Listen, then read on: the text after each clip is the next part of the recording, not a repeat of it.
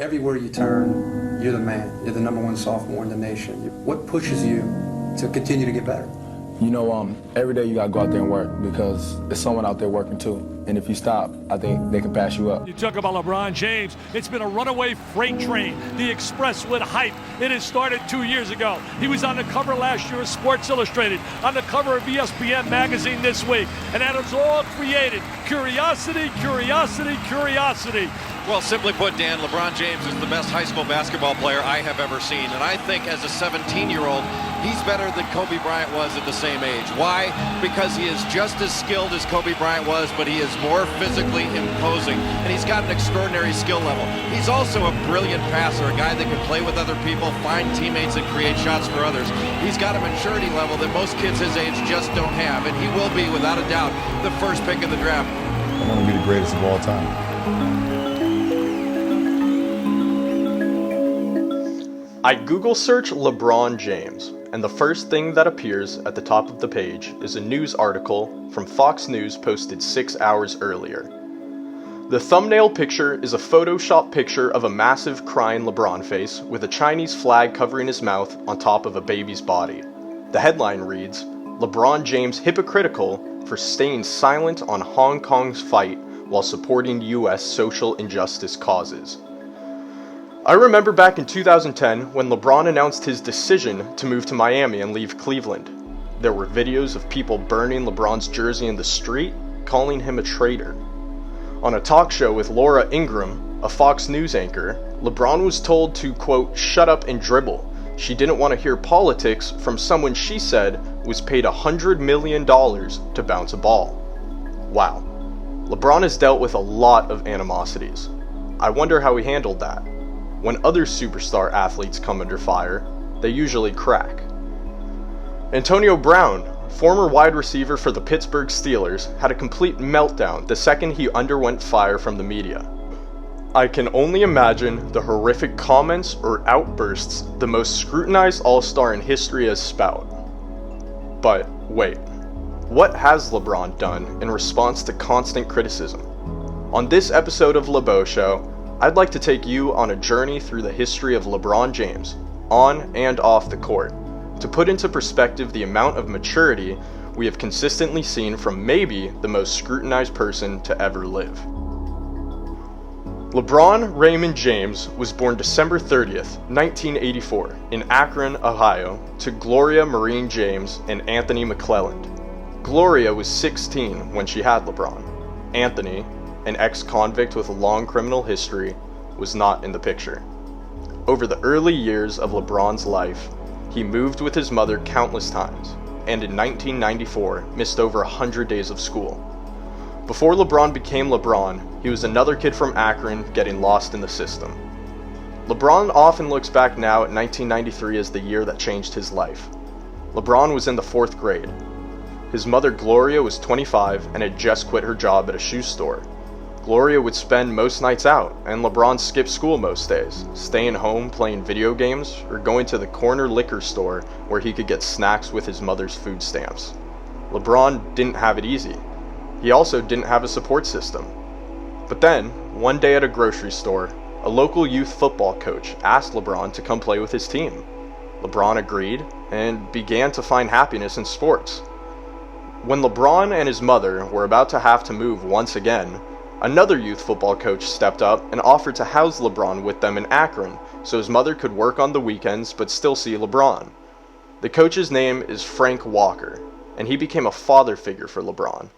LeBron roomed with his son Frankie Walker Jr.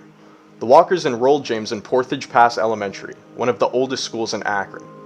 And LeBron did well. Seeing where he was and where he had come from, he took full advantage.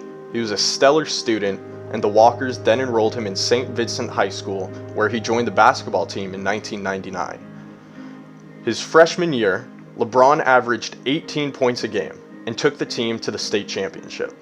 In the championship game his freshman year, LeBron scored 25 points and led the team to the state championship victory.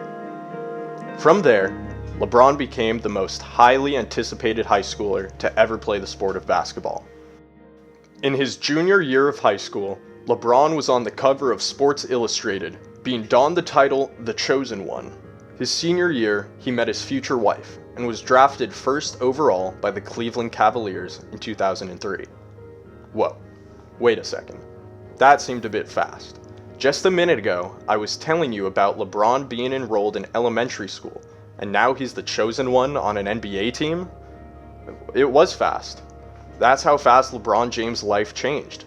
In a grocery store, a youth football coach offered LeBron a spot on his team and a place to live.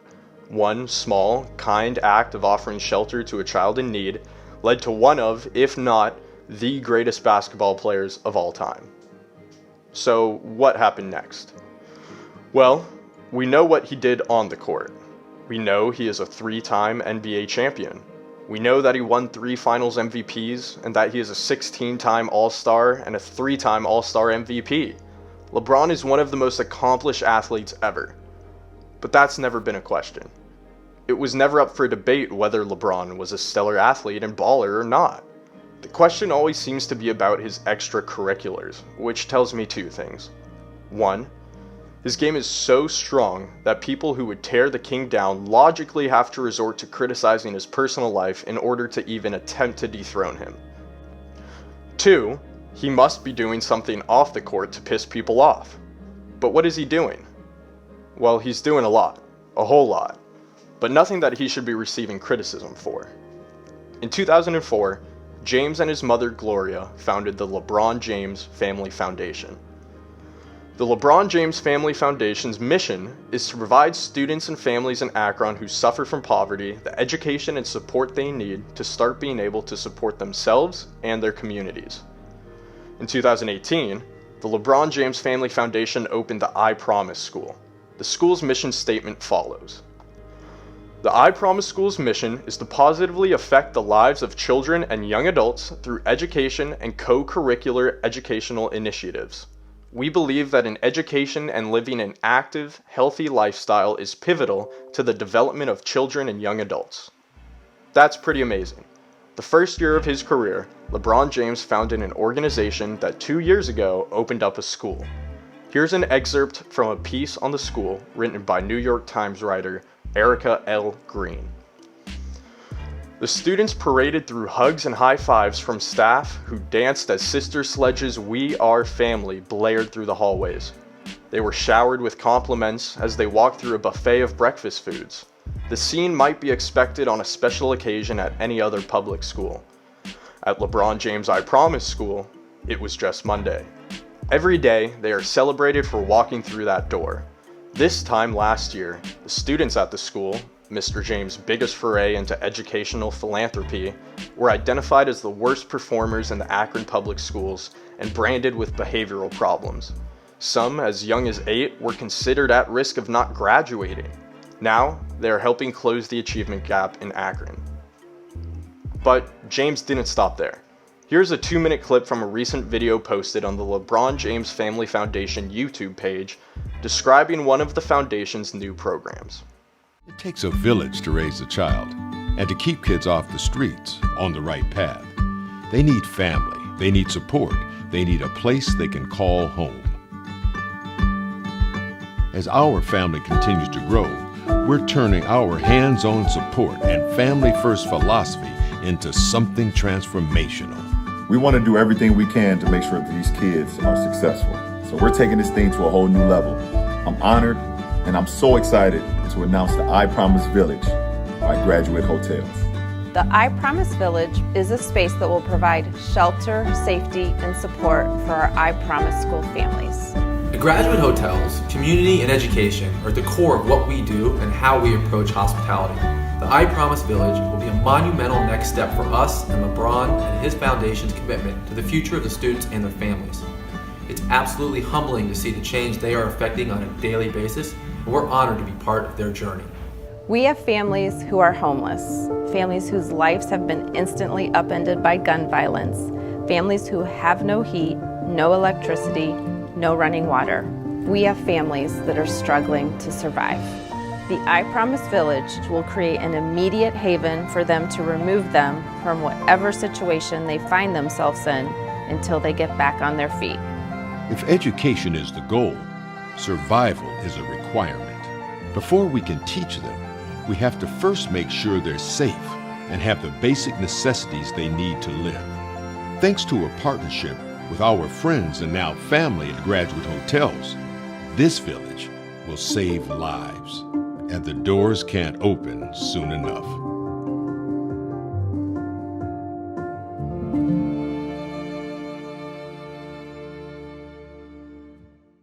It's clear that LeBron's foundation has done outstanding work, so the criticism can't be coming from his philanthropy. Well, what about his social media postings? As the world's largest superstar, LeBron has never been shy about being outspoken on issues of injustice. Among other issues, he displayed his support for Trayvon Martin after the teen's death in 2012, and he has clashed with US President Donald Trump numerous times. Most notably, James took issue with Houston Rockets general manager Daryl Morey and his comments on the Hong Kong protests. This is where a lot of LeBron's criticism has come from. LeBron James and other players were playing overseas when Daryl Morey posted tweets that LeBron James felt could incite violence. LeBron expressed his concern that players and executives should be cautious about what they say regarding foreign issues while they are in foreign land. To me, that makes sense. Why make stirring remarks about an issue that you may not have all the information on in a country that isn't your own? I'm not saying it's bad to have an opinion, but let's treat delicate situations delicately. And that's what James was saying as well when he clashed with Morey and the media. Now, during the protests and riots in reaction to the unjust killing of George Floyd, LeBron has been extremely vocal and active about standing up against injustice. So many people have used this as an opportunity to slander LeBron. The argument is, why stand up against injustice now if you wouldn't in China? To most of us, we can see right through this. LeBron is a black man in the United States who has always been an icon and symbol of philanthropy. Of course he's going to stand up for his black brothers and sisters when they're being gunned down in the streets. LeBron also isn't an idiot and isn't going to incite foreign conflicts while he's in foreign land. It's that simple. So LeBron's game on the court is unmatched in the common era. He is the blueprint for a philanthropic community leader. Is there any valid criticism against LeBron left? Yes. No. Maybe? Probably not. But there will always be someone trying to find LeBron's one subtle weakness. And that someone's name is Skip Bayless. Skip Bayless is the farthest thing from a reporter one can be. He doesn't use facts or statistics to back up his claims in debates. He is wildly emotional.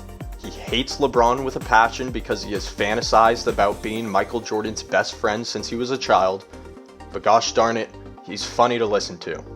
Here's a compilation of Skip Bayless arguing against other clips of Skip Bayless. James was hilariously impressive last night. That was my all-time favorite LeBron James game.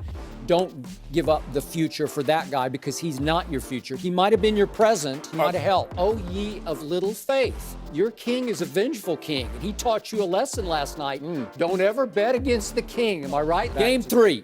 Pacers are up 25 at halftime because your Cavaliers gave up to the Pacers, the woeful 42-40 Pacers. They gave up 74 points in the first half. Remember that? Yep. And then LeBron started tomahawk dunking in the second half, didn't he? Huh? And what happened was that LeBron came out in the third quarter and basically went Mount Rushmore on the You realize that whole series, those 4 games against that team, was mostly fool's gold, something like that. And the greatest irony of the night was that the worst three-point shooter in NBA history, statistically, that's LeBron James, went three-point crazy. It was rare, but it was right on time. All LeBron James did this whole series was try to deflect blame for his shortcomings by pointing fingers at lots of teammates, including, in the end, the entire team. And I must admit, I loved every sweet second of that second half.